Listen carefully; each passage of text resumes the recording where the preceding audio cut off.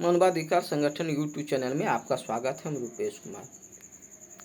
आज हम अपने घर से ही शिक्षा व्यवस्था को सुधारना चाहता हूँ।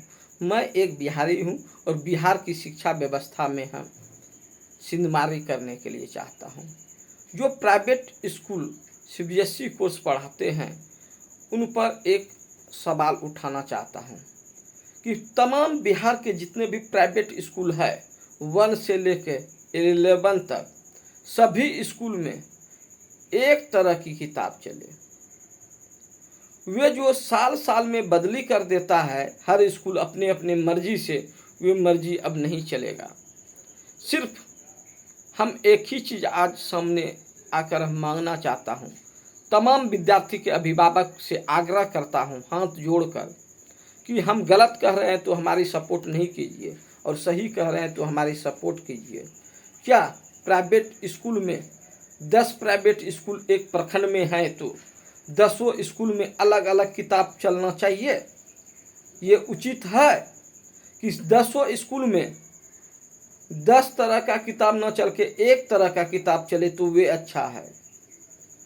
हमारे हिसाब से पूरे बिहार में जितने भी सीबीएसई प्राइवेट स्कूल है सभी में एक तरह का किताब चलना चाहिए। 1 से लेकर 11 तक में कोई बदलाव नहीं होना चाहिए और सारे स्कूल में एक तरह का किताब चलेगा तो उससे क्या होगा, अभिभावक को धनराशि बचेगा और विद्या हासिल कराने में अपने बच्चे को मदद मिलेगा। जिस तरह मान के चलिए कि हमारा बेटा अभी 7th में पढ़ रहा है और यही किताब 7th में अगला बच्चा जब आएगा तो ये इस किताब से पढ़ सकता है, उसको नया किताब खरीदने की कोई ज़रूरत नहीं है। लेकिन प्राइवेट स्कूल वाले करते क्या हैं, वे अपना दुकान चलाने के लिए, किताब का दुकान चलाने के लिए वे स्कूल का किताब ही चेंज कर देते हैं। क्या इस पर बिहार सरकार क्यों नहीं निगरानी रखे हैं? बिहार सरकार के शिक्षा व्यवस्था जो है बहुत गड़बड़ है। हमारे जो नौकर बैठे हुए हैं पदाधिकारी लोग, वे जनता का नौकर है। आप कभी उनसे हिसाब मांगे?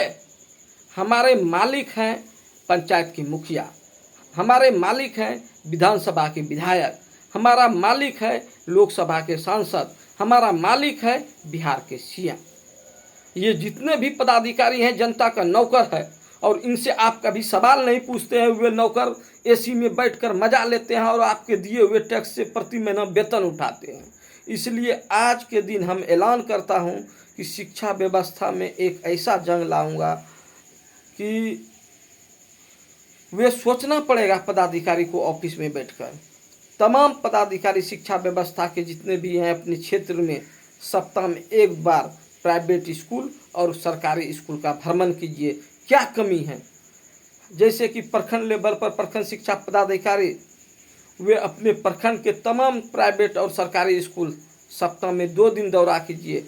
एक दिन प्राइवेट स्कूल जाइए, एक दिन सरकारी स्कूल जाइए। और दूसरी बात, किसी भी प्रकार की गड़बड़ी हो तो आप अपने उच्च स्तरीय पदाधिकारी को लिखिए कि इस प्राइवेट स्कूल या इस सरकारी स्कूल में ये गड़बड़ी है, उसको सुधारा जाएगा।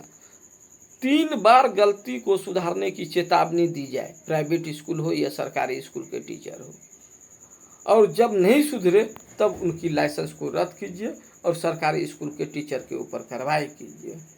अब एक बात और बताना चाहता हूँ, बार बार एक ही सवाल उठता है कि प्राइवेट स्कूल वाले को 6,000-7,000 मिलता है, उनके बच्चे इंग्लिश में बोलते हैं, और सरकारी स्कूल वाले को लगभग 50,000 मिलता है, उनके बच्चे इंग्लिश क्यों नहीं बोल पाते हैं? आप तो इतना बड़ा सवाल उठा दिए, लेकिन कभी आप ये सोचे हैं जो प्राइवेट स्कूल में 6,000-7,000 में काम कर रहा है शिक्षक, जब उनके लिए दुर्गा पूजा का छुट्टी रहता है, छठ पूजा का छुट्टी रहता है, होली का छुट्टी रहता है, गर्मी छुट्टी रहता है, कभी कभी किसी स्कूल में सावन में छुट्टी रहता है, तो वे छुट्टी का रुपया भी काट लेता है प्राइवेट स्कूल चलाने वाले मालिक ने। इस पर भी लगाम लगनी चाहिए। स्कूल बंद रहे या खुला रहे, उनको महीना का महीना वेतन मिलना चाहिए। ये नहीं कि रोज़ के हिसाब से उनको वेतन देना चाहिए। 80% प्राइवेट स्कूल चलाने वाले जो मालिक हैं वे शिक्षक का रुपया भी काट लेते हैं जैसे पर्व में छुट्टी रहता है, कोई चीज़ का छुट्टी रहे तो उसका छुट्टी का रुपया नहीं देता है। क्या ये उचित है?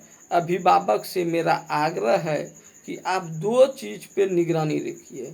पहला कि हर स्कूल में एक तरह का किताब चले। दूसरा, जो टीचर हमारे विद्यार्थी के लिए जी जान लगा कर वे पढ़ा रहे हैं, उनका छुट्टी का वेतन नहीं कटना चाहिए। ये दो चीज़ पे सवाल उठाइए और प्राइवेट स्कूल के मालिक से मिलिए और कहिए कि आप इतना बड़ा अत्याचार क्यों कर रहे हैं। आपकी बात नहीं सुने तो प्रखंड शिक्षा पदाधिकारी के यहाँ लिखित शिकायत कीजिए। तब फिर भी आपकी बात नहीं माने तो जिला शिक्षा पदाधिकारी के यहाँ शिकायत कीजिए। तब फिर भी बात नहीं माने तो विभागीय सचिव, जो प्रधान सचिव शिक्षा विभाग बिहार सरकार है, उनके यहाँ लिखित शिकायत कीजिए। तब फिर भी नहीं माने तो बिहार के सीएम के यहाँ शिकायत कीजिए। तब फिर भी नहीं माने तो बिहार मानवाधिकार आयोग में शिकायत कीजिए। तब फिर भी बात नहीं माने तो राष्ट्रीय मानवाधिकार आयोग में शिकायत कीजिए। सारे के सारे चोर सिस्टम नहीं है, इसलिए कहीं न कहीं आपकी मानव अधिकार मिलेगा। इस वीडियो को ज़्यादा से ज़्यादा शेयर करें और अभिभावक से आग्रह है कि इस वीडियो को ज़्यादा से ज़्यादा शेयर कीजिएगा तो शिक्षा व्यवस्था में सुधार होगी। हमारी आवाज़ से कुछ न कुछ हड़कंप होगा। जो शिक्षा व्यवस्था के नाम पर गलत स्कूल खोलकर अपने धंधा को चला रहे हैं, उस पर लगाम जरूर लगेगा। यही शब्द कहकर जय हिंद, जय भारत।